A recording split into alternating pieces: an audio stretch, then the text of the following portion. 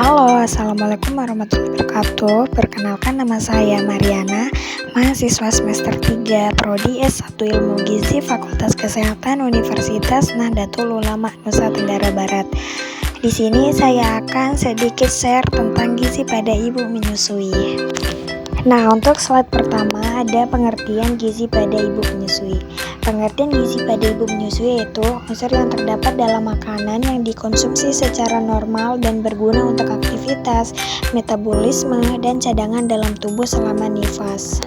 Kemudian ada faktor-faktor yang mempengaruhi gizi pada ibu menyusui. Yang pertama ada pengaruh makanan erat kaitannya dengan volume ASI yang diproduksi per hari. Kemudian ada protein yang dianjurkan penambahannya 15-20 gram protein per hari. Kemudian ada suplementasi itu jika diperlukan. Nah, untuk menambah gizi ibu yang menyusui ini juga berkaitan dengan yang aktivitas. Semakin banyak aktivitas si ibu, maka dibutuhkan pula makanan yang lebih banyak gitu. Kemudian ada prinsip gizi bagi ibu menyusui. Nah, syaratnya itu ada susunan menu seimbang. Jadinya harus sesuai dengan kebutuhan kalori masing-masing orang. Tetapi terutama khususnya untuk ibu menyusui lebih banyak daripada ibu-ibu yang lain. Kemudian dianjurkan minum 8-12 gelas per hari.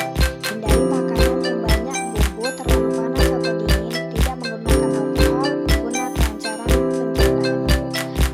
Nah, untuk yang terakhir dianjurkan banyak makan sayur-sayuran. Kemudian ada bahan makanan yang dianjurkan untuk ibu menyusui. Pertama, jumlah dan mutunya lebih banyak daripada saat hamil atau TKTP. Nah, TKTP itu adalah tinggi karbohidrat dan tinggi protein.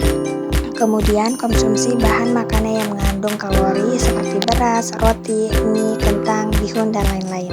Kemudian ada vitamin dan mineral yang dapat meningkatkan produksi ASI yaitu sayuran yang berwarna hijau, contohnya daun bayam, daun singkong, daun katuk, dan lain-lain. Kemudian ada protein hewani dan protein nabati. Kemudian ada zat besi seperti bayam dan pepaya, kangkung, dan lain-lain. Nah, kemudian ada produksi ASI. Produksi ASI ini sangat bergantung pada beberapa faktor, yaitu faktor pertama ada permintaan bayi. Hendaknya si ibu itu sesering mungkin menyusui bayinya agar produksi ASI makin lancar. Faktor kedua ada psikologis si ibu. Nah, ibu menyusui perlu istirahat yang cukup, kemudian adanya ketenangan jiwa dan pikiran. Nah, untuk yang terakhir yaitu perlu perawatan payudara untuk memberi rangsangan pada kelenjar susu agar produksi ASI semakin meningkat. Nah, kemudian ada sumber gizi ibu menyusui. Yang pertama, sumber tenaga atau energi yang digunakan untuk pembakaran, pembentukan jaringan baru, penghematan protein yang sering didapatkan dari sumber karbohidrat dan zat lemak. Nah, yang kedua ada sumber pembangun atau protein. Nah, namanya protein pasti adanya penggantian sel-sel yang rusak. Nah, seperti untuk pertumbuhan dan penggantian sel-sel rusak atau mati. Kemudian ada dua protein yaitu protein hewani dan protein nabati. Nah, itu dia ya contoh-contohnya. Nah, yang terakhir ada sumber pengaturan dan pelindung atau mineral, vitamin, dan air. Nah, unsur tersebut digunakan untuk melindungi tubuh dari serangan penyakit dan mengatur kelancaran metabolisme dalam tubuh. Dan ibu menyusui setidaknya minum air 3 liter per hari. Nah, kemudian ada kebutuhan gizi pada ibu menyusui.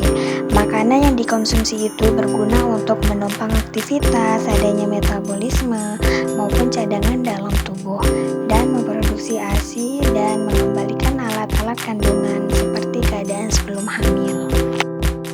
Anjuran dan pantangan bagi ibu menyusui. Nah, kalori ibu menyusui sekitar 2.800-an ya. Nah, di sini ada anjurannya dan pantangannya. Untuk anjurannya itu seperti tadi, perbanyak minum, perbanyak makan yang kaya akan protein, perbanyak sayuran yang kaya akan vitamin, pastikan kecukupan konsumsi zat besi agar ibu menyusui tidak anemia. Kemudian ada untuk pantangannya, yaitu jauhi makanan yang berkalori rendah, jauhi rokok dan alkohol, kurangi kafein. Bila bayi mengalami alergi, periksa makanan apa yang telah dikonsumsi ibu. Jangan minum obat selama masa menyusui kecuali sudah dikonsultasikan dengan dokter ya. Nah, kemudian ada dampak kekurangan gizi pada ibu menyusui, yaitu kekurangan gizi pada ibu menyusui menimbulkan kesehatan ibu dan bayinya. Gangguan pada bayi meliputi proses tumbang anak, bayi mudah sakit, mudah terkena infeksi, dan kekurangan zat esensial menimbulkan gangguan pada mata maupun tulang. Nah, kesimpulannya yaitu makan makanan yang bermanfaat, menghasilkan susu yang baik, dan mempercepat kondisi setelah melahirkan.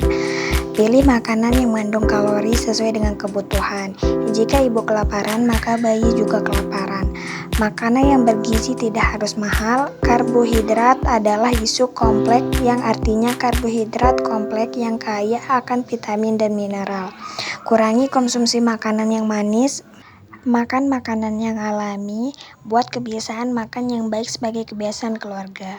Dan jangan minum minuman beralkohol, obat-obatan, kopi, atau merokok.